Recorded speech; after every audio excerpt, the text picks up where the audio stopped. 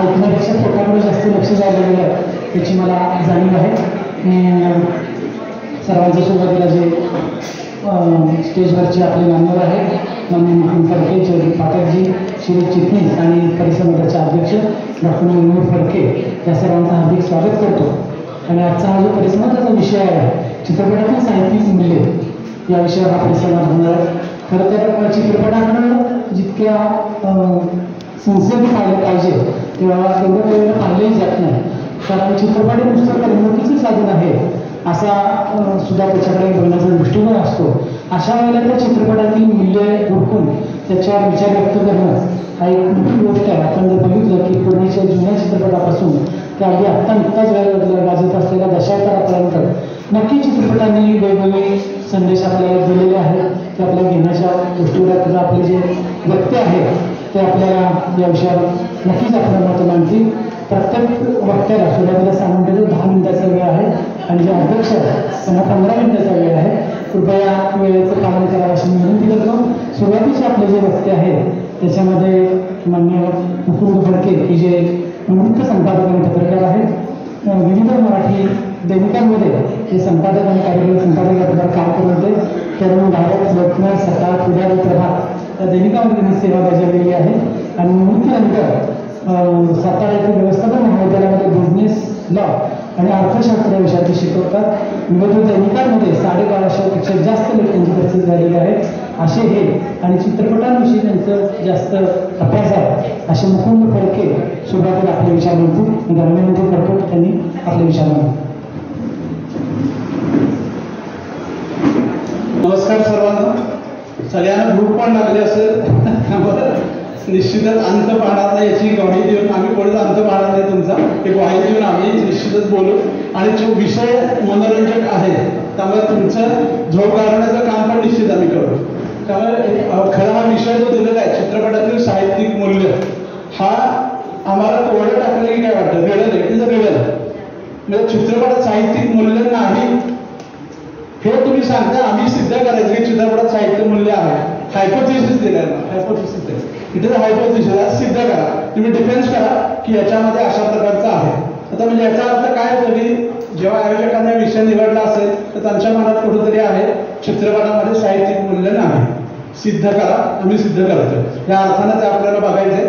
निश्चितच हा विषय जेव्हा येतो खरं चित्रपट अभ्यास किंवा चित्रपट लिखाण हा माझ्या टोटल लिखाणाचा 10% भाग आहे. माझं रहस्य कथा विनोदी लिखाण जास्त आहे. पण अनेकदा माझी हीच बाजू समोर येत असल्यामुळे ह्या विषयावर मी आज बोलतोय. निश्चितच चित्रपटामध्ये साहित्यिक मूल्य असतं की नसतं जेव्हा आपण विचार करतो तेव्हा मुळात एक गोष्ट आपण मान्य करायला पाहिजे की चित्रपट हा मुळात खोटा आहे. पु ल देशपांडेंनीच म्हणले आम्ही लटकेने बोलू जे तुम्ही दाखवलंय ते सगळं खोटं आहे. चित्रपटातलं सगळं खोटं असतं. मग साहित्यिक मूल्य कुठं सापडणार आपल्याला. चित्रपटातलं सगळं खोटं कसं असतं असं कधी आपण आयुष्यात बघतो का असं की लग्न जमलं पुढे एकत्र असे गाणं म्हणत झाडाभोवती फिरतात. प्रत्यक्ष कुठं नसतं ना ते किंवा चित्रपटामध्ये असतं. गाणी फक्त चित्रपटामध्ये असतात किंवा संगीत नाटकामध्ये असतात. प्रत्यक्ष आयुष्यामध्ये आपल्याला कुठंही असं कोण गाणी म्हणतंय वगैरे आधी झालेली गाणी नंतर म्हणतील. भेंड्या अंताक्षरी जे सलमान खाननं सुरू केलं तर हा नाटक 1-2 ते सुरू झालेलं आहे ते चालू राहतं आपल्याला. पण अशा प्रकारच्या ज्या खोट्या गोष्टी अनेक चित्रपटात आम्ही पत्रकार आहे. चित्रपटातला पत्रकार पूर्णपणे वेगळा असतो. अजूनही तो गळ्याला पिशव्या अडकवलेला किंवा खूप प्रामाणिक वगैरे असं दाखवलेलं ते वास्तव नाहीये. आता जीन्स आणि टी शर्ट मधला आणि हातात वही किंवा पुस्तक नाही तर हातात लॅपटॉप असणारा समोर आपल्याला पत्रकार दिसतोय. सर्व बदललेलं आहे. त्यामुळे जे चित्रपटात दाखवलं जातं ते खरं असतं हे आपण गृहीत धरायला नाही. जर रजनीकांत एका वेळी 40 लोकांना मारत असेल की सनीजवळ एका वेळी 10 लोकांना मारत असेल प्रत्यक्षात समोरच्या एका माणसाची भांडताना घाम फुटतो आपल्याला. एका माणसाला हात उगारला तरी आपल्याला शक्य होत नाही. पण चित्रपटामध्ये दाखवतात त्याच्यात खोटच असतं. मग तिथं साहित्य मूल्य शोधायचा प्रयत्न आपण केला तर कसं साहित्य मूल्य सापडणार. पण याचा अर्थ आता जयदीप आणि शिरीष जे बोलणार आहेत तो विषय सोडून मी मुद्दाम बोलणार आहे. कारण पहिला बोलणारा वक्ता मी इतरांना अडचणीत आणलं की सगळं बोलून घेतो पण मी काय बोलू फक्त मम्मा म्हणायचं का दोघांनी असं होत नाही. त्यामुळे काही विषय मी निश्चितच वेगळा येणार आहे की जयदीप काय बोलणार आहे शिरीषराव काय बोलणार आहे साधारण कल्पना मला आहे. पण एक महत्वाचा मुद्दा असा आहे की चित्रपटामध्ये गाणी असतात, पण ती गाणी आपण कविता म्हणून मान्य नाही करत. हा सर्वात महत्त्वाचा भाग आहे. आता एक धागा सुखाचा हे चित्रपटातलं गाणं आहे म्हणून ती कविता नाही का? त्याला 100% साहित्यिक मूल्य आहे. जगदीश कपडूकर माझ्या खूप जवळचे होते. आम्ही कोल्हापूरमध्ये असताना शेजारी राहायचे. त्यांच्याकडे गेलं की ते पहिल्यांदा पोहे खायला घालायचे आणि वर्ण शेंगदाणे द्यायचे. ते म्हणायचे इतकी गाणी दिली चित्रपटाने, इतकी गाणी दिली, पण दुर्दैवाने मला कवी म्हणून मान्यता मिळाली नाही.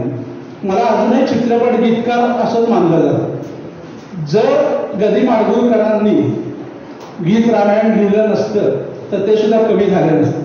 ते चित्रपट गीतकारच झाले. केवळ गीत रामायण लिहिलं म्हणून ते महाराष्ट्राचे वाल्मिकी झाले. अन्यथा ते चित्रपट गीतकारच झाले असते. ज्या माणसानं रेशमाच्या रेगानेसारखं पण गाणं लिहिलं किंवा अशा लोकांनी किंवा मगाशी सांगितलं तसं एक धागा सुखाचा लिहिलं, ते कविता नाहीत का? इजाजत मधलं मेरा कुछ सामान तुम्हारे पास पडा है गुलजारचं गाणं कविता नाहीये का? आहे ना. जावेद अख्तरनं एक 1942 मध्ये लिहिलं, ज्याच्यामुळे आगडीकर मला शेवटचा पुरस्कार मिळाला. एक लडकी को देखा है की बाकीची गाणी कविता नाहीत का? आहेत ना. पण आपल्याला काय आहे की चित्रपट म्हणजे काहीतरी अस्पृश्य आहे, ते बघणं म्हणजे काहीतरी वेगळं आहे. अशा भावनेनं बघितलं मी चित्रपट बघत नाही, मी चित्रपटावर बोलत नाही. पण त्याचा दर्जा आपण मान्य करायला पाहिजे. चित्रपटाची कथा मान्य करायला पाहिजे. एखादी चांगली कादंबरी जी आपल्याला खूप आवडते, दुनियादारी आवडते आपल्याला, किंवा सुभाष शिरवाडकरांच्या ज्या रोमॅन्टिक कादंबऱ्या आहेत, अनेक वेळा सुभाष शिरवाडकरांनी फक्त रहस्य कथाकार शिक्का बसतो. तसं नाहीये. त्यांचे कोवळी किंवा तलखे वाचा, मग त्या रोमॅन्टिक कादंबरी काय असतं. तर त्या सुभाष शिरवाडकरांनी जेव्हा दुनियादारी लिहिली ते समोर आलं, पण त्याच दर्जाचं पुस्तक नसताना सुद्धा गुरुदत्तनं प्यासा आणलं ना पडद्यावर. प्यासाचं जर तुम्ही डॉक्युमेंटेशन केलं किंवा जसाच्या तसा उतरवला तर ती निश्चितच ज्ञानपीठ पुरस्कार विजेती कादंबरी होऊ शकते. असा प्यासाचा एकूण पट मांडलेला चित्रपटात त्या गुरुदत्तनं. मग अशा प्रकारे आपण चित्रपटातील साहित्य मूल्य शोधत असताना एक तर त्याच्याकडे आपण दुर्लक्ष करतो. हे काय आहे? आता जयदीप कुठले मुद्दे मांडणार आहेत माहिती आहे, पण मी जेव्हा MBA ला शिकवताना IPR शिकवतो, इंटेलेक्च्युअल प्रॉपर्टी राईट्स, बौद्धिक संपदा कायदा, तेव्हा नेहमी सांगितलं जातं की चेतन भगत असतील, गुलशन नंदा असतील यांनी आपल्या पुस्तकावर चित्रपट काढणारच आहेत असं गुढेजून पिक्चर लिहिलेलं असतं. गुलशनंदांनी तशा प्रकारे लिहिलं असतं की पत्थर के सलाम असेल किंवा त्यानंतरचे असेल की आपलं चित्र तो कथा म्हणजे पटकथा म्हणूनच असायची. तर एक मधल्या साहित्य म्हणजे कसं, जसं साहित्यामध्ये चोरीचा पण आरोप होतो की चोरी होती साहित्याची वगैरे. एक गमतीशीर किस्सा फक्त सांगतो. काही वर्षापूर्वी नाना पाटेकरचा एक चित्रपट आला होता, आगडी साक्षी नावाचा, बघितला असला निघाला. त्याच वर्षी याराना नावाचा चित्रपट आला. त्याच वर्षी दरार नावाचा पिक्चर आला. तिन्ही चित्रपटांची कथा एक. काय त्रास देणारा नवरा म्हणून बायको पळून जाती, तिला वाटतं नवरा मेलाय तर दुसऱ्याशी लग्न करेल.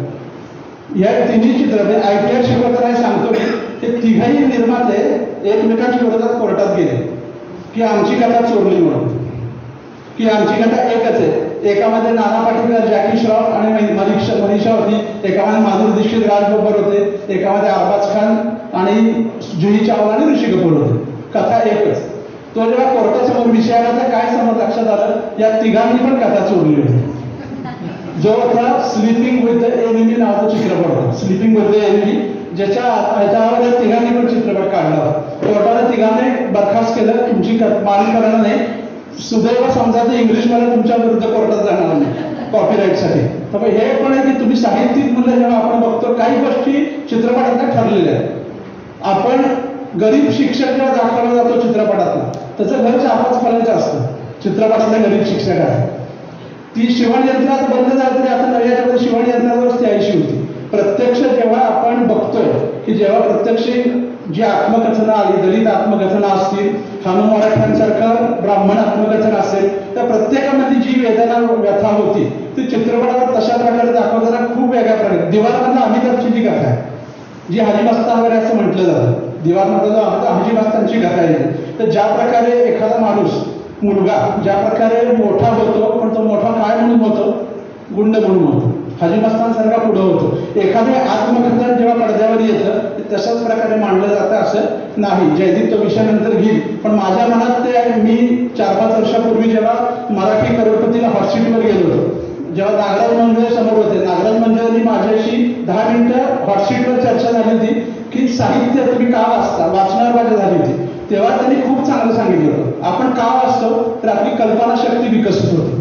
ते म्हणजे सिंड्रेला, लहानपणी मी सिंड्रेला वाचली, माझ्या डोक्यात सिंड्रेला कशी दिसत असेल हे माझ्या डोक्यात तयार होतं आणि त्या पद्धतीनं आपण विचार करतो. म्हणजे माझ्या डोक्यात नंतर विचार आला की साहित्यिक मुळे शोधताना आपण विचार करतो की चिनी लोकांनी जर मग सिंड्रेला काढली तर ती बारीक डोळ्यांची बारीक नाकाचीच असणार, किंवा केनियामधली सिंड्रेला काळ्या प्रकारची असणार, कृष्णवर्णीय असणार, आणि जर्मन किंवा युरोपमधली जी आहे ती गोरी घारी, ज्याला आपण ब्लॉन्ड हेडेड म्हणतो तशी असणार. तर मग प्रत्येक जण आपापल्या भागाप्रमाणे एखादी गोष्ट ठरवतो. फास्टर फेणे आधी खूप वाचला, खूप आधी वाचला. म्हणजे भारा भागवत जेव्हा हॅरी पॉटरच्या लेखिकेचा जन्म पण झाला नसेल त्याच्या आधी भारा भागवत फास्टर फेणे लिहित होते.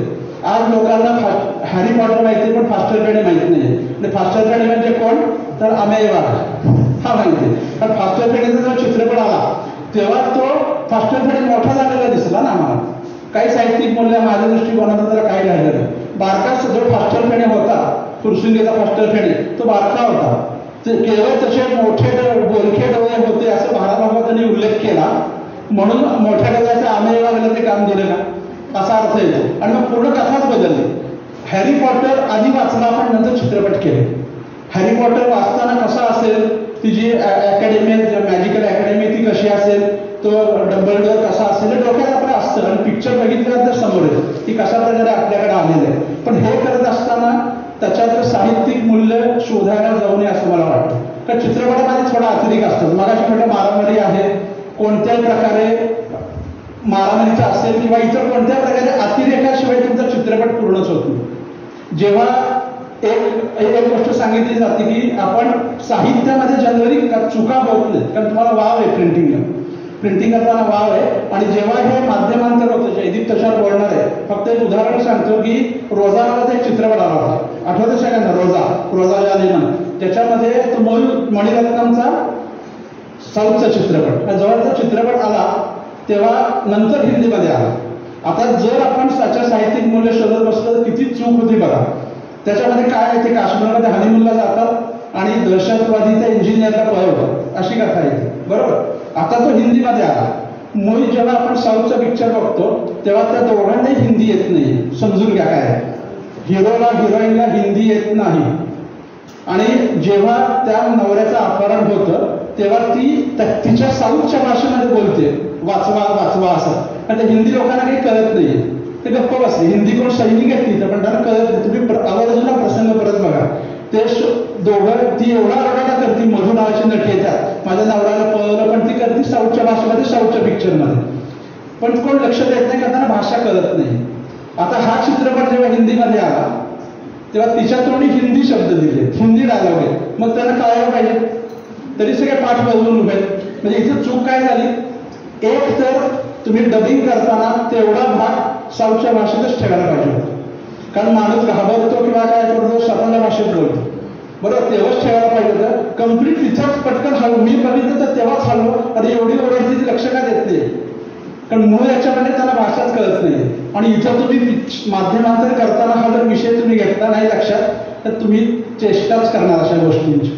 एक जयश्री गडकरची लावणीवरचा चित्रपट होता, मजा म्हणूनच सांगतो. त्याच्यामध्ये एक नाणं उडवलं जातं, जेवढं जादा केलं जातं आणि कॅमेरा आहे नाण्यावर, वर आपल्याला दिसतो छापा आणि ती नाचत नाचत कपाळानं तो उचलते, कपाळाला चिकटवते.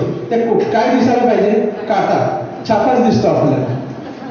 म्हणजे हे जर अशा प्रकारच्या चुका आपल्याला साहित्यामध्ये सापडत नाही. कारण तुम्हाला वाव आहे, तुम्ही लिहिताना 10 वेळा बघता, तुम्ही अनेक वेळा पुस्तकाचं प्रूफ रिडिंग होतं, प्रकाशक काही गोष्टी सुचवतो. आता ही सगळी मंडळी चित्रपटामध्ये पण आहेतच, संकलक आहे, डायरेक्टर आहे, पटकथा लेखक आहे, पण प्रत्येकाच्या गोष्टी ठरलेल्या आहेत.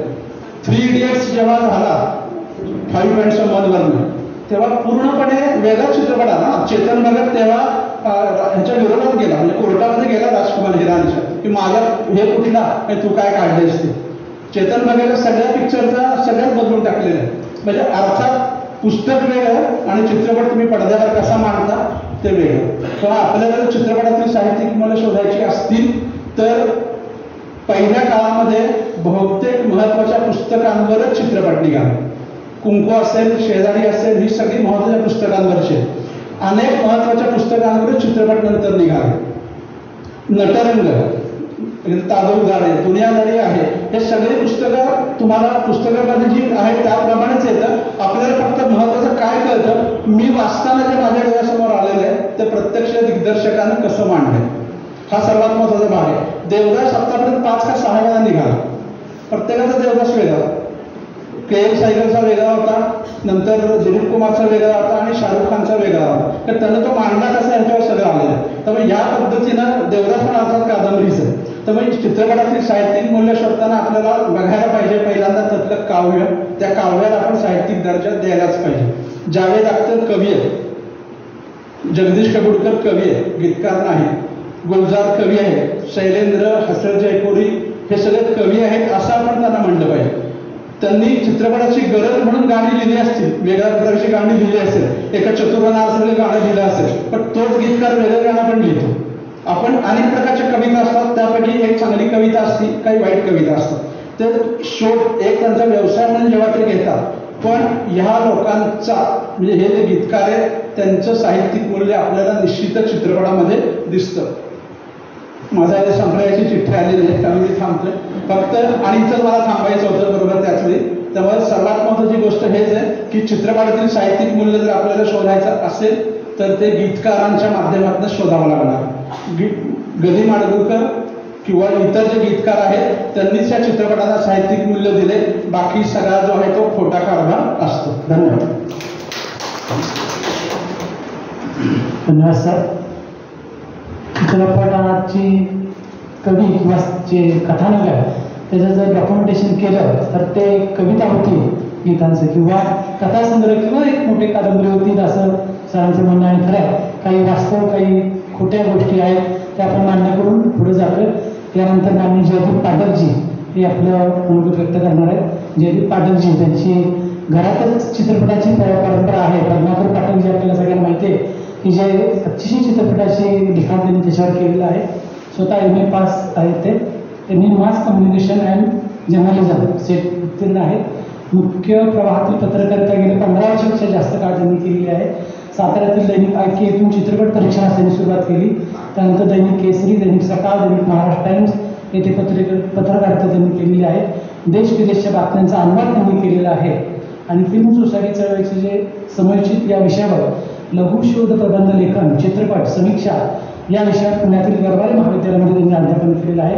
याशिवाय नवरंग, रुपेरी, आपले छंद, नवलाई, पुरुष वाचे यासारख्या विविध दिवाळी अंकांमधून त्यांनी लेखन केलं आहे. अशा तरुण एका व्यक्तीला मी निमंत्रित करतोय, त्यांनी आपलं मनोगत व्यक्त करावं.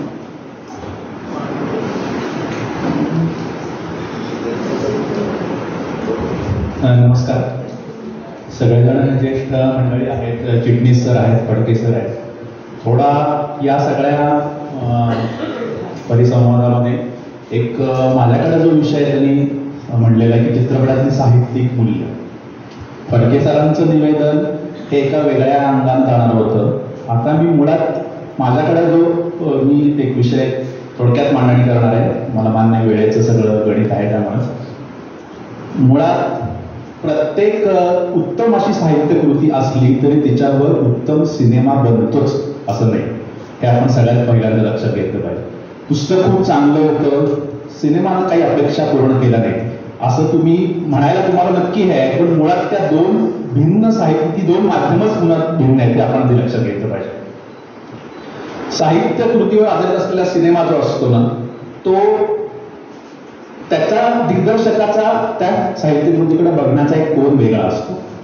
तो दिग्दर्शक त्यातलं काय घ्यायचं आणि काय घ्यायचं नाही ह्याचं एक स्वतंत्र त्याचं गणित त्यानं मांडलेलं असतं.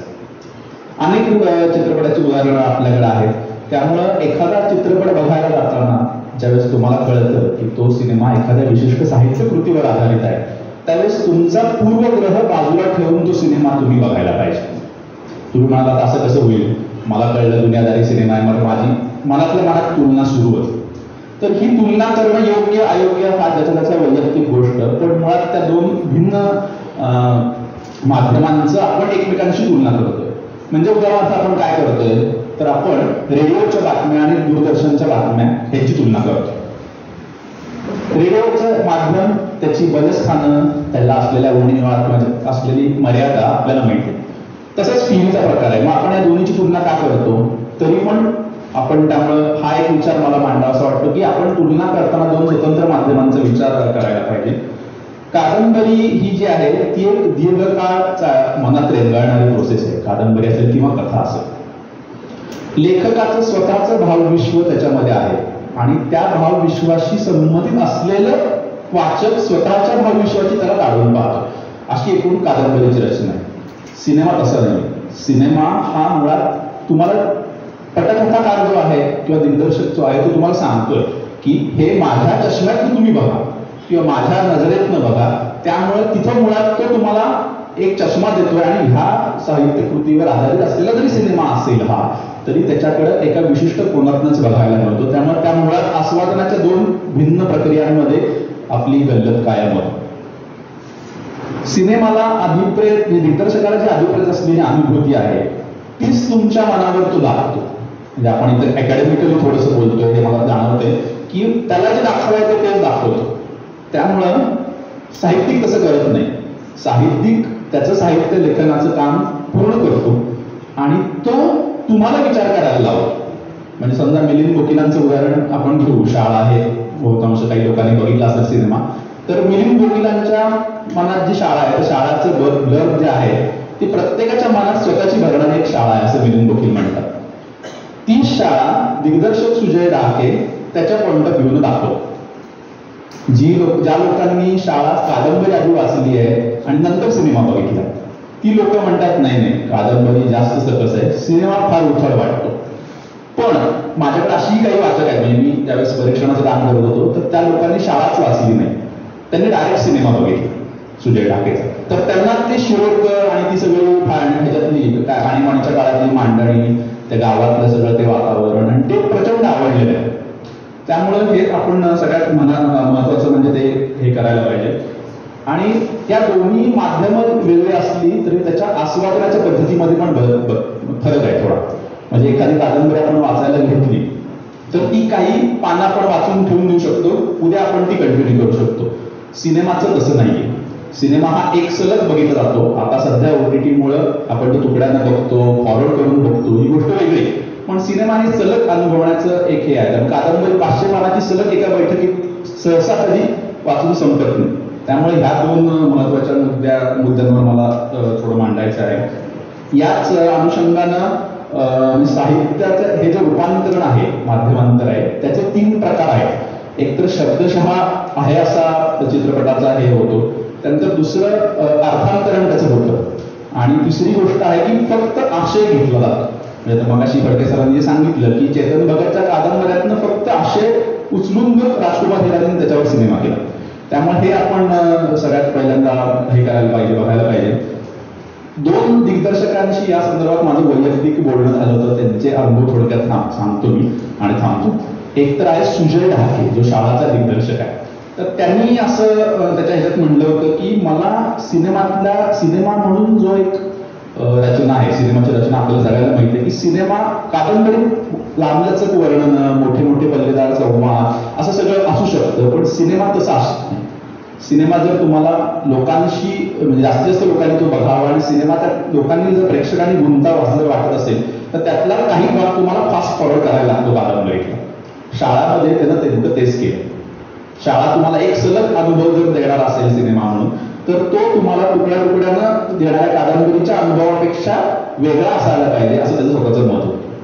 दुसरी अजून एक गोष्ट, आता आपल्यात ते दिग्दर्शक नाही तर राजीव पाटील नावाचे एक दिग्दर्शक होते, ज्यांनी 72 मैल एक प्रवास एक सुंदर सिनेमा केला. तर त्याची कादंबरी अशोक भटकरांची कादंबरी. तर त्या तुम्ही कादंबरी वाचा, साताऱ्यातच त्याचं कथानक घडतं. साताऱ्यातून सुरू होऊन कोल्हापूरपर्यंतचा त्याचा प्रवास आहे. लेखकाचा अशोक नावाचा तो एक मुलगा आहे शाळकरी आणि राधाक्का नावाची त्याला एक वाटेत भेटलेली बाई आहे. तर ती त्या मुलांना घेऊन चाललेली आणि तो सगळा प्रवास होतो. तर मूळ कादंबरी जितकी प्रभावी आहे ना, तेवढाच राजीव पाटीलचा सिनेमा पण प्रभावी.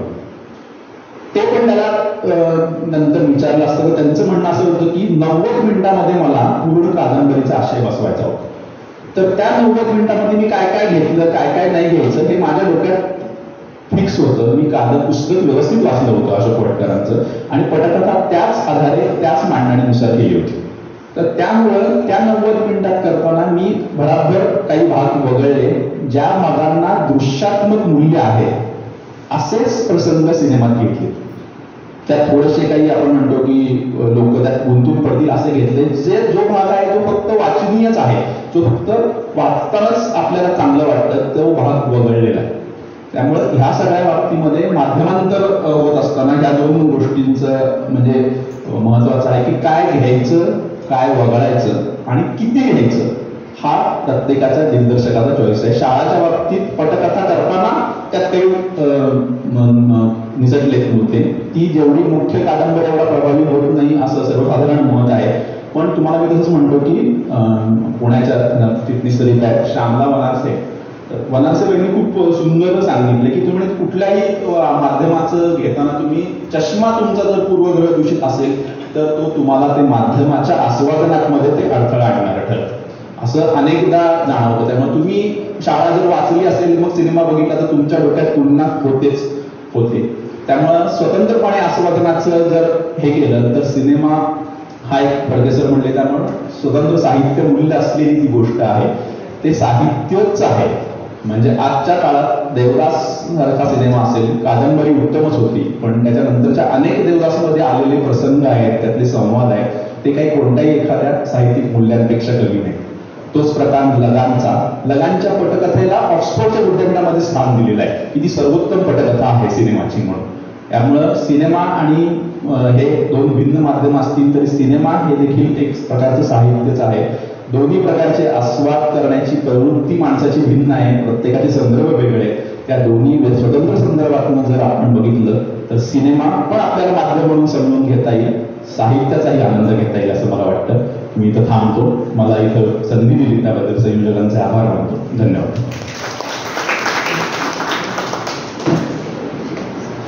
धन्यवाद जयदेवजी. जयदेवजीने जे सांगितलेलं आहे की साहित्य आणि चित्रपट याची तुलना कशी अनाठायी आहे. कारण आपण बघतो की बऱ्याच वेळेला म्हणजे त्यांनी जे सांगितलं चित्रपट आणि पुस्तक त्याची तुलना नाही म्हणते होतीच. म्हणजे ज्यावेळेला दुनियादारी ज्यांनी वाचलेली आहे, म्हणजे माझ्यासारख्या मी 10-20 वेळा वाचले असेल, पण दुनियादारी सिनेमा बघितल्यानंतर भरपूर निराश होतो. छावा ज्यांनी वाचलेलं त्यांना छावा पिक्चर बघताना छावा सिनेमा म्हणून सुंदर आहे, पण छावाची ज्यावेळेला कादंबरीशी तुलना केली जाते त्यावेळेला तो त्याच्यात बसत नाही. असंही खरं असलं तरी चित्रपट हे असं माध्यम आहे की जे लोकांच्या मनावर उत्तम प्रकारे कमी वेळेमध्ये जास्तीत जास्त लोकांना ते ठसवू शकतं. एखाद्या व्यक्तीला वाचता येईलच अशी गॅरंटी नाही, पण तो सिनेमा बघू शकतो आणि समजू शकतो. त्यामुळं सिनेमा हे सुद्धा एक साहित्यच आहे आणि त्या दृष्टीने त्या अंगाने आपण त्याच्याकडे बघायला पाहिजे. धन्यवाद जयदीपजी. यानंतरचे जे वक्ते आहेत आणि श्री चिटणीस त्यांचा बायोडाटा खूप मोठा आहे माझ्याकडे, मला सांगितलं एक मिनिटात ओळख करून द्या. काही गरज नाही करत, कारण श्री चिटणीस सातारचे अतिशय परिचित आहेत. सहकार क्षेत्रामध्ये अनेक संस्थांमध्ये त्यांनी काम केलेलं आहे.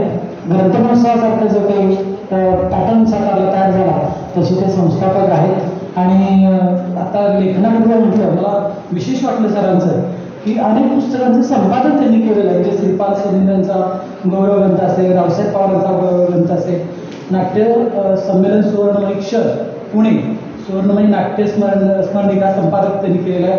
लोकमंगलचा दिवाळी अंकाचं संपादन त्यांनी केलेलं आहे. अशा अनेक पुस्तकांचं संपादन सरांनी केलेलं आहे. मी सरांना जे ओळखतो म्हणजे जनता बँकेचे डायरेक्टर तर महालक्ष्मी दीपलक्ष्मी एवढंच मी त्यांना खरं पाहता ओळखतो. पण अनेक संस्थांवर काम करणारे सर आहेत आणि साहेब म्हणून काम करतात त्यांना चिटणीस साहेब म्हणून. तर चिटणीस साहेबांचं असं पुस्तकप्रेमी ग्रुपवरती सुद्धा ॲक्टिव्ह आहे. आता चिटणीस साहेब आपलं मनोगत व्यक्त करतील, मी त्यांना विनंती करतो.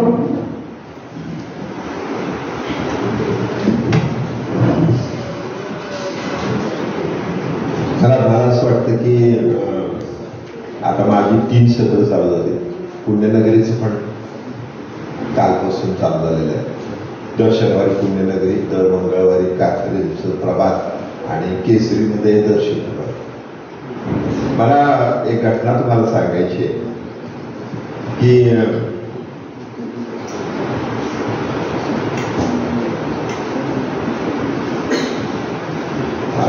एका कथाकारांनी ला विचारलं की मला चित्रपटासाठी कथा द्यायची आहे, तर ती मी देऊ का?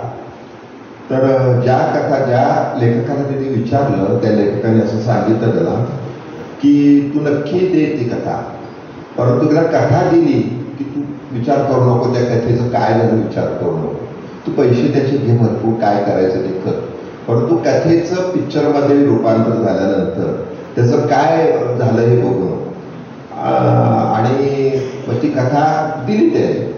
परंतु आपल्याला माहिती असलं पाहिजे की ज्याची कथा दिली गेली त्याचं नाव होतं फणीश्वरनाथ रेणू, आणि ज्याने हे सगळं सांगितलं, पत्र लिहिलं होतं त्यांनी या लेखकाला, आणि ज्याने असं सांगितलं तो लेखक होता पु ल देशपांडे, आणि ज्यांनी कथा ही मागितली होती ते होते गीतकार शैलेंद्र, आणि या गीतकार शैलेंद्रच्या माध्यमातून तिसरी कसम चित्रपटात तयार झाला. परंतु मला असं उलटं मांडायचं आहे की मी आता नेमके कराओकेचे कार्यक्रम आमच्याकडे आता कायम होतात, आणि मी विचार करतो, मी असं सांगतो त्यांना की तुम्ही गाणं म्हणताना परंतु त्याचा लेखक कोण आहे का बघताय का, कथा कुणाची काय बघताय का? तर मी बघितलं की ह्या चित्रपटामध्ये मुकेशने गाणं म्हटलेलं आहे, सजन रजूत मत बोलून, दुनिया बनाने ह्याचं हसरत जयपुरीने हे केलेलं आहे, त्याचं मुकेशने म्हटलं आहे, पहिलं शैलेंद्रच होतं. पान खाए सया हमारो ह्याचे गीतकार शैलेंद्र होते, आशा भोसलेने गाणं म्हटलं. चलता मुसाफिर जो होता ते शैलेंद्रचं होतं, मल्हारीने म्हटलं. म्हणजे तेव्हा शैलेंद्र, हसरत जयपुरी आणि पॅकेजीने, आणि जवळपास आशा भोसले, लता मंगेशकर, मुकेश, मन्नाडे, मुबारक बेगम, सुमन कल्याणपूर या सर्वांनी गाणी म्हटलेली आहेत. म्हणजे मला आता असा विचार करायचा वाटतं की आताचे म्हणजे आता फणीश्वरनाथ रेणू हा मराठी माणसांना किती माहिती आहे माहित नाही, पण ह्या तिसरी कसम चित्रपटामुळं फणीश्वरनाथ रेणू यांची कथा ही अजरामर झालेली आहे, आणि आता माणसं कधीकडे वळतात नक्की त्यांची कथा काय आहे.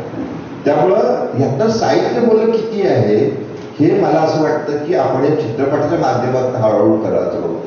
जसं आता आपण बघतो की सध्या कराओकेचं वातावरण जोरात आहे, कराओकेच्या वातावरणाकडनं साहित्याकडे किती माणसं वळतील तर वळायला सुरुवात झाली, वाचनाकडे किती वळतील वळत. समजा एखाद्याने गाणं म्हणत तो म्हणतो कुणाचं गाणं आहे, कुणाची कथा आहे, कुणी गीतकार आहे, तर हे जे वैशिष्ट्य आहे हे एकमेकात मिक्स झालेलं आहे. मला असं वाटतं की पहिल्यांदा द लाईफ ऑफ ख्रिस्ट हा चित्रपट आला, आणि आपल्या भारतामध्ये विशेषतः प्रचंड लोकांनी बघत होते, आणि सगळे ख्रिश्चनिटीकडे म्हणून आपण म्हणजे ते त्या ख्रिश्चन धर्मावर आधारित तो चित्रपट होता, आणि त्याच्याकडे वळत होते असं म्हणून. पण दादासाहेब फाळके असं उलट लक्षात आलं, अरे आमच्याकडे महाभारत आहे, आमच्याकडे रामायण आहे, आमच्याकडे हे आहे, आणि त्यांनी चित्रपट निर्मिती चालू केली. आणि दादासाहेब फाळके आपण एक बघतो, पण दादासाहेब फाळके हे जे विद्यार्थी होते त्या बडोद्याला त्यांनी मोठं काम केलेलं आपल्याला माहीत नसतं. म्हणजे चित्रपट माध्यमातून आपली भारतीय संस्कृती जी आहे ती दादासाहेब फाळकेंनी जी उभी केली ही आपल्याला माहीत नाही, परंतु ही जे साहित्य मूल्य जे आहे ते पण मला असं वाटतं विशेष वाटतं.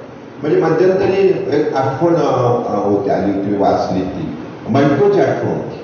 तर मंटो यांनी यांच्याकडे म्हणजे वि स खांडेकरांची एक कथा हिंदीमध्ये रूपांतरित झाली, आणि हिंदीमध्ये रूपांतर उर्दूमध्ये करायचं होतं.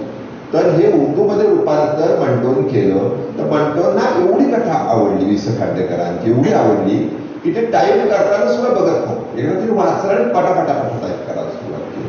म्हणजे वि स खांडेकर हे त्याच्या कथेच्या माध्यमातून कुठपर्यंत पोहोचले हे आपल्याला लक्षात येतं.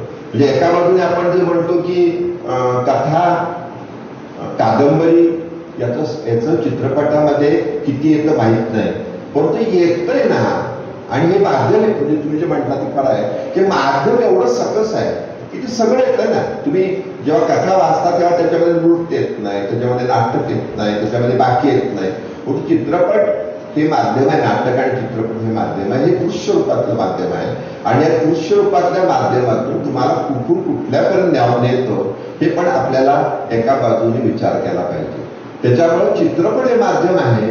या माध्यमामध्ये आपण जर बघितलं जगामध्ये सगळे चित्रपट हे बघा ना, आपण बघतो की सगळ्या मुलांचा लाडका चित्रपट होता, हे सगळे चित्रपट हे कशावरून येत आहेत तर कथा कादंबरीवरून येत आहेत.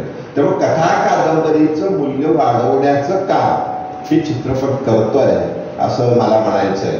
मग आता त्याच्यामध्ये वरवर बघणारे चित्रपट बघणारी मंडळी आहेत, परंतु त्याच्यावर खोलवर जाऊन विचार करणारी जी मंडळी ती हळूहळू मुळं कळवायतात. म्हणजे मी कालच वाचत होतो, मागा तो खरं शब्द वापरायचा राहिला मला पठारांच्या बाबतीत, की सेंद्रिय आपण उत्पादन म्हणतो शेतीमध्ये सेंद्रिय उत्पादन.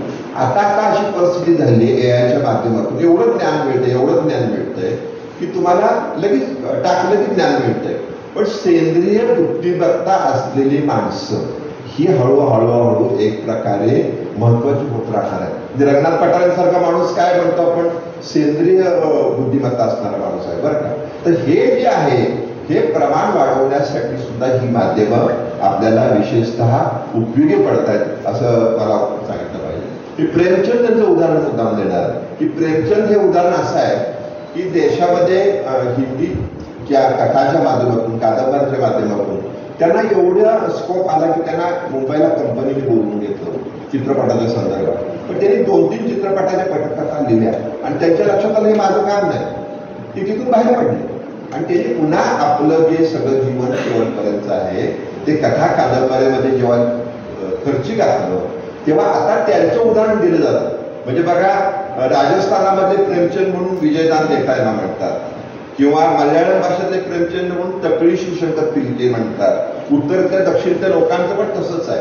तर हे जे सगळं आहे हे कथेच्या माध्यमातून पुढे जातं. म्हणजे मला काल एक विशेष वाटलं की मी काल लोकसत्तामध्ये वाचलं आणि माझ्या शाळेमध्ये मी सांगत होतो मुलांना 7वीच्या की ईदगाह नावाची कथा आहे प्रेमचंद यांची, आणि त्याच्यामध्ये हमीद हा 5-7 वर्षाचा मुलगा ज्याला आजी सांभाळत असते आणि ही आजी सांभाळत असेल त्याला ईदला ती काही पैसे देते आणि तो मुलांच्या बरोबर पहिल्यांदा प्रार्थनाला जातो.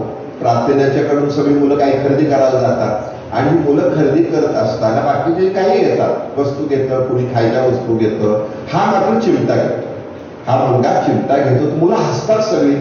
हा घरी येतो, घरी आजीला चिमटा दाखवतो, आजी म्हणणार तुला कशासाठी दिले होते पैसे, तुला पैसे दिले होते एवढ्यासाठी की तू काही खायची वस्तू घे, खेळायची वस्तू, हा चिमटा घेऊन काय आला.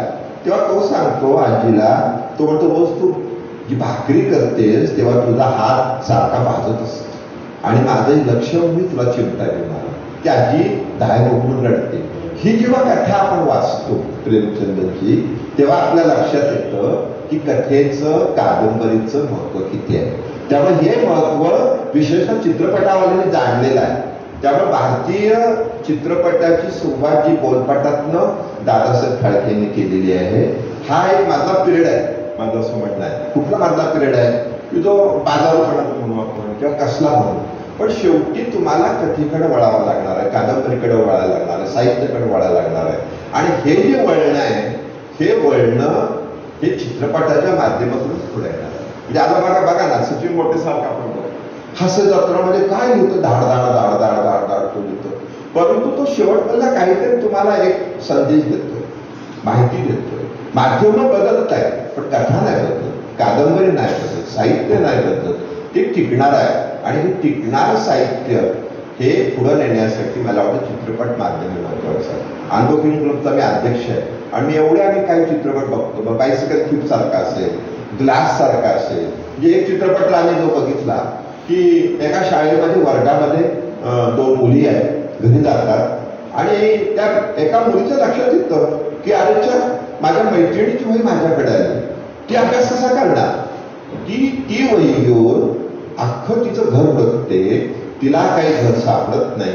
पुन्हा ती घरी येते रडवेला चेहरा घेऊन. दुसऱ्या दिवशी शाळेत येते, शाळेमध्ये शिक्षक ग्रहपाठ बघायला जात असतात आणि त्या मैत्रिणीचा ग्रहपाठ बघायला ते वही मागतात. तिच्याकडे वही नसती, तेवढ्या ती हळूच वही आपली मैत्रिणीची त्याच्याकडे सरकवती, तर तिने त्या वहीमध्ये मैत्रिणीचा ग्रहपाठ तयार करून आणलेला असतो. तो तुम्हाला केवढं माध्यम आहे. म्हणजे मी माझं एक आत्ता कात्र्यांच्या कालच्या याच्यामध्ये माझा लेख आहे की कुसुमावती देशपांडे लेखिका आहे. त्या लेखिका म्हणून माहिती आहेत आपल्याला सगळ्यांना, पण त्याच्याकडे काय गुण आहेत हे आपल्याला माहिती आहेत कारण मला माहित नाही. मी बऱ्याच लेखकांना विचारलं, त्याने मला कुणी सांगू शकले नाही. मी हा लेख लिहायचाच गुण.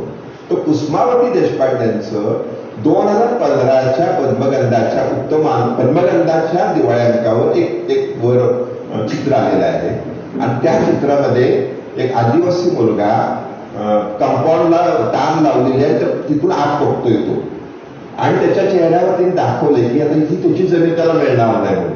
तर कुसुमावती देशपांडेंची कथा एका चित्रामध्ये ती पुढे गेली.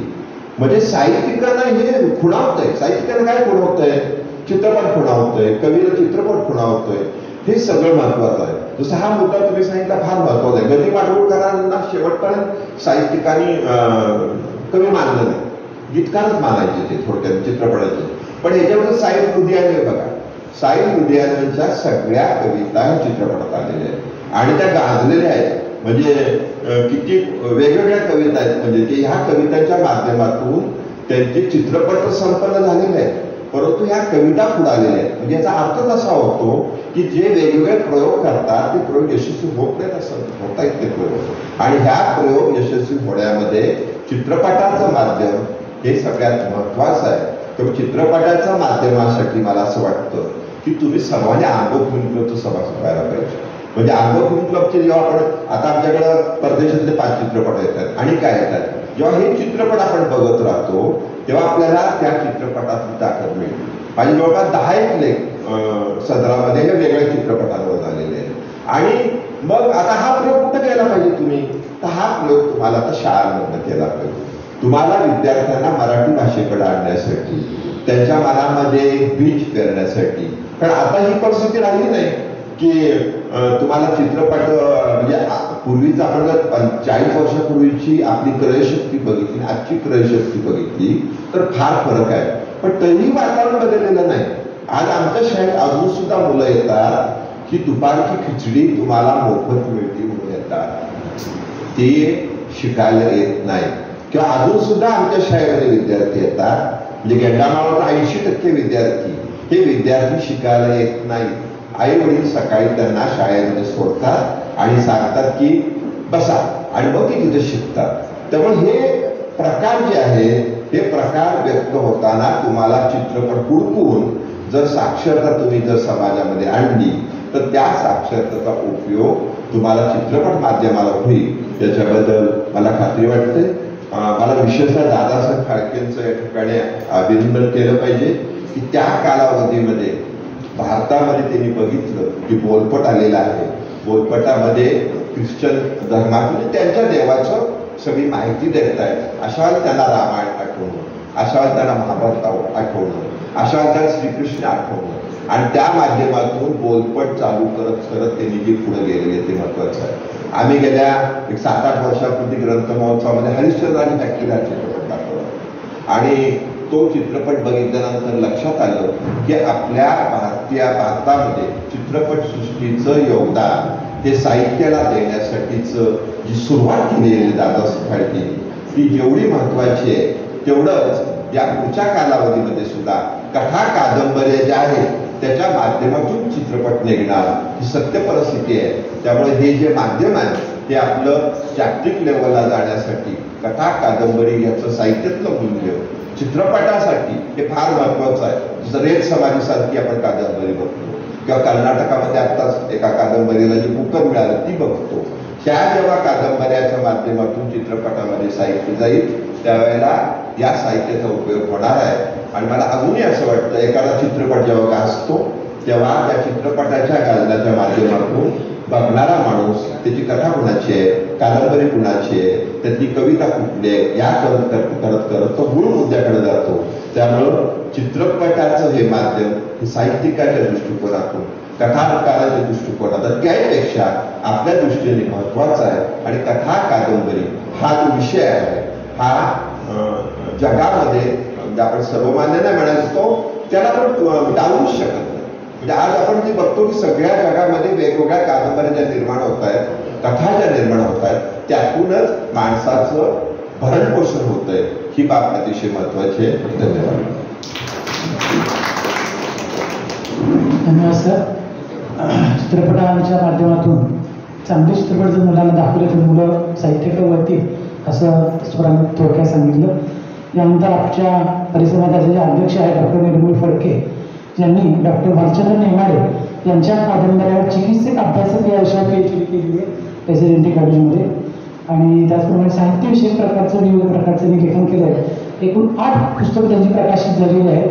त्यातल्या 4 पुस्तकांना राज्यस्तरीय पुरस्कार मिळालेला आहे. विशेष म्हणजे असं वाटलं की असूनमुक्त कथासंग्रह जो आहे त्याचा त्यांनी हिंदी, कन्नड आणि गुजराती भाषेमध्ये अनुवाद केलेला आहे. इंडोनेशिया बाली येथे झालेल्या आंतरराष्ट्रीय चर्चासत्रामध्ये बाली विद्यापीठाकडून रामायण या ग्रंथासंदर्भात शोधनिबंध सादर करण्याचे संशोधन म्हणून त्यांना निमंत्रित केलं होतं. अशा या बहुवाय आम्ही असलेल्या डॉक्टर मुरमू फडके यानंतर परिसंवादाचे अध्यक्ष नमूद करतो.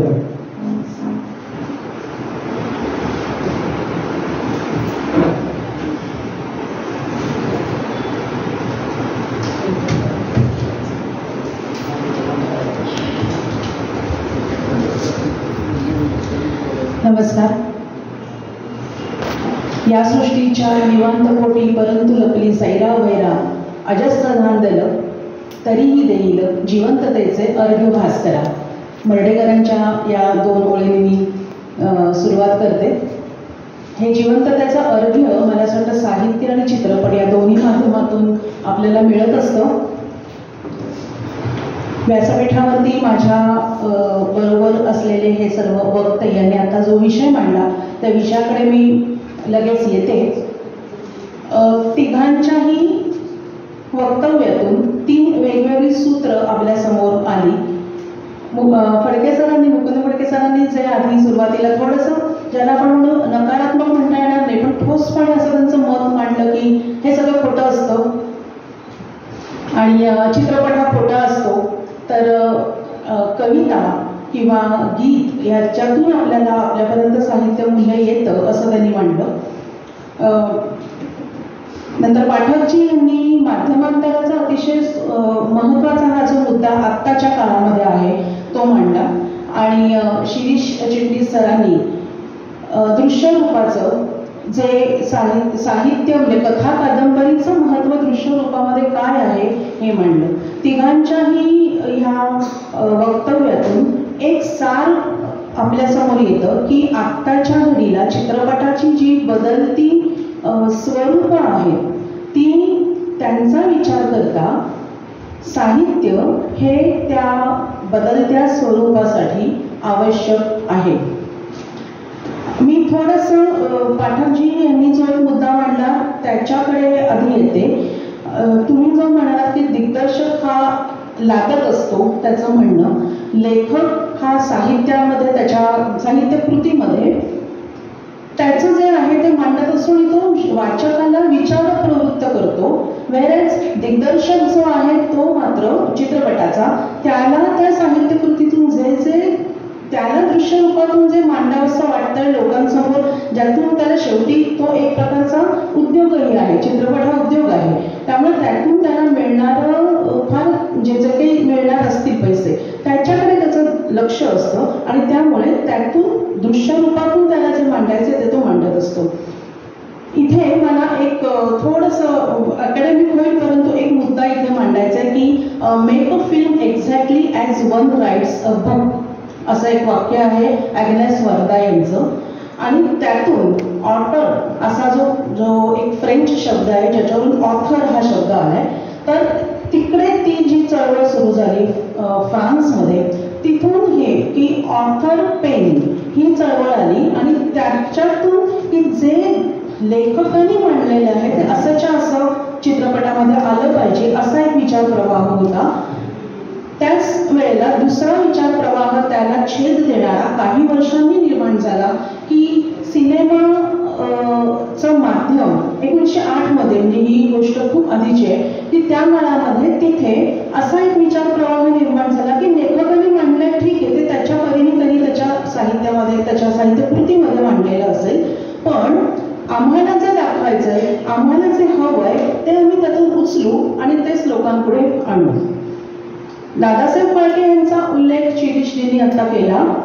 आपण त्यांना आद्य प्रणेते मानतो पण एक वाचनात माझ्या आलं की पटवर्धन म्हणून जे गृहस्थ होते त्यांनी त्यांच्या 2 मुलांना घेऊन 1885 मध्ये आपल्याकडे शांभरी खरोलिका असा त्यांनी मराठी शब्द वापरलाय ज्याचा इंग्लिश अर्थ की जी आपण चित्रफित बघतो कार्टून सारखी ती त्यांनी 1885 मध्ये सुरू केली. संजीवनी खेर यांच्या एका लेखामध्ये ह्याचं उल्लेख आहे. म्हणजे फाळकेंच्या आधीही त्यांनी तो प्रयत्न केलेला होता. आता त्या चित्रफितीतून त्यांना जे मांडायचं होतं, जी कथा द्यायची होती ती त्यांनी त्या कार्टून सारख्या त्या चित्रफितीमधून मांडली. त्याच्यानंतर आपला जो बोलपट आहे किंवा मूकपट आहे तो त्याच्यानंतर आलेला आहे. आता ह्या आपल्या हे जे सत्र आहे या सत्राचा मुळात विषय जो दिला, यांनी जसं म्हटलं की काय नक्की त्याच्या मागचं आयोजकांचं हे काय होतं प्रयोजन की किंवा त्यांचा विचार काय होता की तुम्हाला नक्की काय वाटतं की चित्रपटामध्ये साहित्य मूल्य, मी साहित्यिक हा शब्द नाही वापरत, साहित्य मूल्य असतं तर नसतंच, बहुतेक नसतं असं तुम्हाला म्हणायचं आहे का? तुम्ही सिद्ध करून दाखवा. तिघांच्याही वक्तव्यातून मला एक असं जाणवलं की थोडंसं टेक्निकल गोष्टींवरती जास्त आपण बोललो. साहित्य मूल्य जे आहे ही खूप ज्याला आपण म्हणतो लार्जर दॅन लाईफ अशी गोष्ट आहे. आणि साहित्य मूल्यामध्ये साहित्याच्या किंवा साहित्य कृतींमधून जी मूल्य वाचकापर्यंत पोहोचतात ती वैश्विक असतात. मग त्याच्यामध्ये दया आहे, करुणा आहे, प्रेम आहे, मानवता आहे. ही मूल्य, ही साहित्य मूल्य आपल्या चित्रपट माध्यमातून किंवा चित्रपटांच्या ह्या कृतींमधून लोकांपर्यंत पोहोचतात का? हा मला असं वाटतं मुख्य विषय आहे, हा मुख्य मुद्दा आहे. ह्या चित्रपटामधून किंवा अमुक एखाद्या चित्रपटामधून एखाद्या कृतीतून काय नक्की किंवा बदलल्यामुळे माध्यमांतर केल्यामुळे नक्की काय गोष्ट झाली वगैरे हे बरेचसे तांत्रिक मुद्दे आहेत. पण ओव्हरऑल ती जी साहित्य कृती आहे आणि ते त्याच्यावरून निर्माण झालेला चित्रपट आहे त्याच्यातून मिळणारी जी एक वैश्विक मूल्य, त्यांचं जे काही एक त्याचं जे मूल्य आहे, त्याची जी किंमत आहे किंवा त्याच्याबद्दल आपण माणसाच्या चर्चा करायला हवी. काही बदल जे होत गेले की कुंकूपासूनचे जे बदल, मला थोडंसं स्त्रीवादाकडे यायचंय, स्त्रियांच्या व्यक्तिरेखेकडे यायचंय, चित्रणाकडे यायचंय की कुंकूपासून किंवा त्याच्या आधीपासून ज्या सगळ्या स्त्रियांच्या बाबतीतल्या स्त्रीवाद ज्याला आपण म्हटलं जातो, ज्या काही कोट्समध्ये लिहिला जातो, तर त्या दृष्टीने आपल्या चित्रपटांनी कथा कादंबऱ्यांमधून काय घेतलं आणि तो तशा प्रकारे पोहोचवला का. मग आपण उंबरठापर्यंत सुद्धा येतो किंवा आत्ताचे जे सगळे नवीन चित्रपट आहेत अगदी क्वीनपर्यंत आपण येऊ हिंदी चित्रपटामध्ये पाहिलं तर ह्या सगळ्यांमध्ये स्त्री चित्रण जे आहे ते स्त्री चित्रण आणि मग आपलं जे मूल्य आहे जगण्यातलं, कारण ज्या जगण्याच्या आपल्या मूल्यामध्ये आपण मानवतेला महत्त्व दिलेलं आहे, माणुसकीला महत्त्व दिलेलं आहे, ती माणुसकी, ती मानवता स्त्रीच्या चित्रणामध्ये आपल्याला हिंदी मराठी चित्रपटामध्ये कितपत दिसते, त्या व्यक्तिरेखांमध्ये किती दिसते,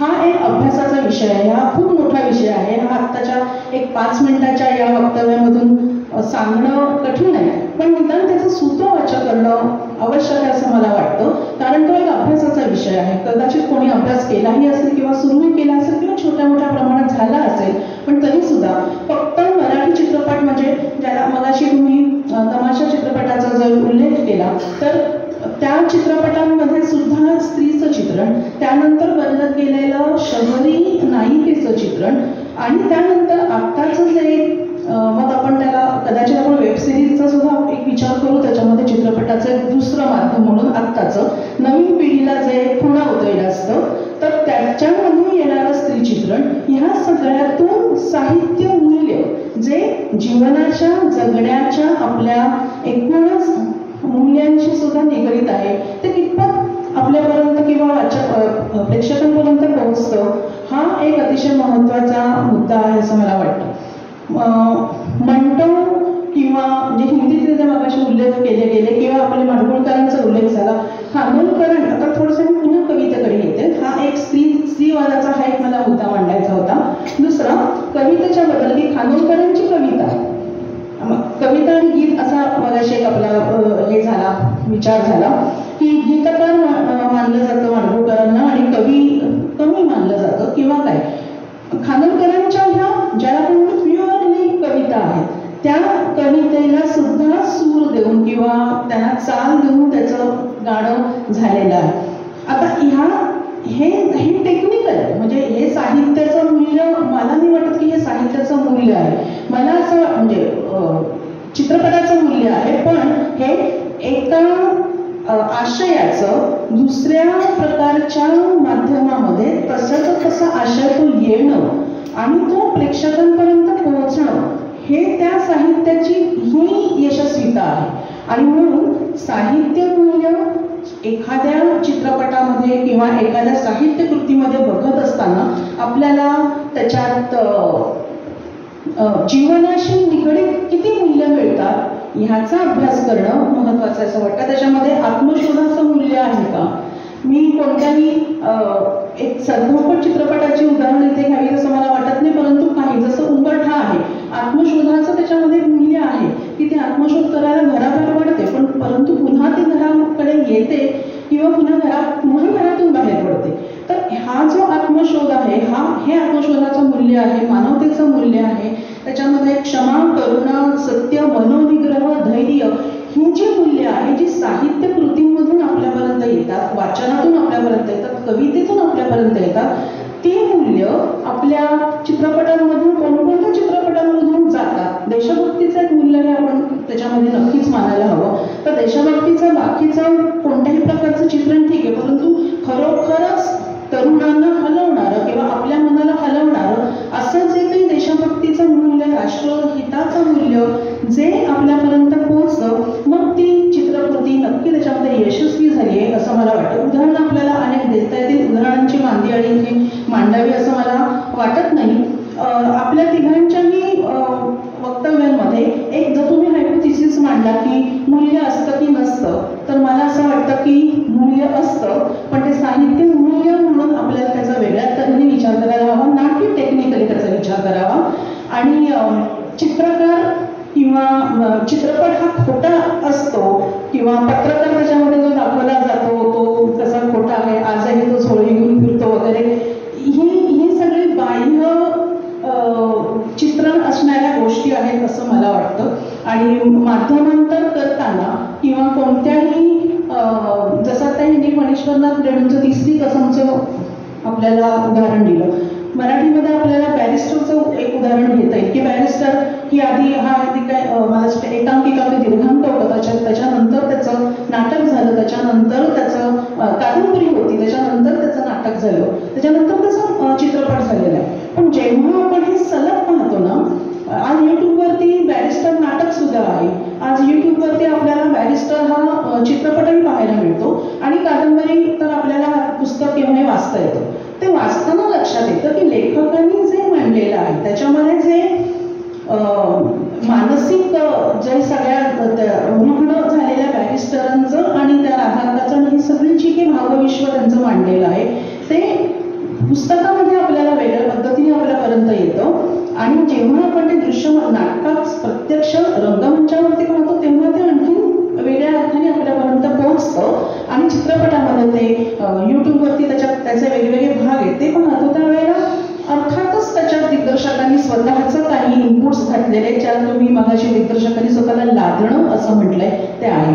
तर चित्रपटामध्ये साहित्य मूल्य असतं का नाही हा जो आपला विचार होता, त्याच्यात मला जर तिघांनीही आपले अतिशय मुद्दे व्यवस्थितपणे मांडले. मला जो एक मुद्दा इथे मांडायचा होता की मूल्य हा फक्त तंत्राच्या दृष्टीने न पाहता, चौकटीच्या दृष्टीने न पाहता, एकूणच आपल्या मानवी मूल्यांच्या दृष्टीने त्याचा विचार व्हावा. आणि दुसरं स्त्रीवादाच्या कडे सुद्धा त्याचा तो एक विषय त्यातला महत्त्वाचा आहे आजच्या घडीला. हे 2-3 माझे मुद्दे त्याच्यात मला ठेवावेसे वाटतात. खूप मोठा विषय आहे आणि मला असं वाटतं माझी वेळ सुद्धा झालेली आहे पूर्ण. तर मला ही संधी दिली आणि आपल्यासमोर माझे काही विचार मांडण्याची संधी दिल्याबद्दल आयोजकांचे मनापासून आभार. धन्यवाद. धन्यवाद मॅडम. त्यानंतर मी डॉक्टर संदीप श्रोत्री त्यांना विनंती करतो की त्यांनी पुस्तक घेऊन आजच्या वक्त्यांचा सत्कार करायचा आहे. आजच्या परिसंवादाचे जे वक्ते आहेत त्यांचं पुस्तक घेऊन आपण अध्यक्ष स्वागत करते. त्यानंतर त्याचप्रमाणे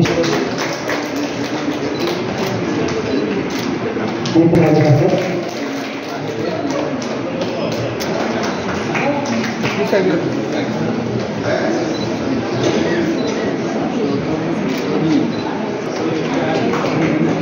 डॉक्टर आता पुढचं सत्र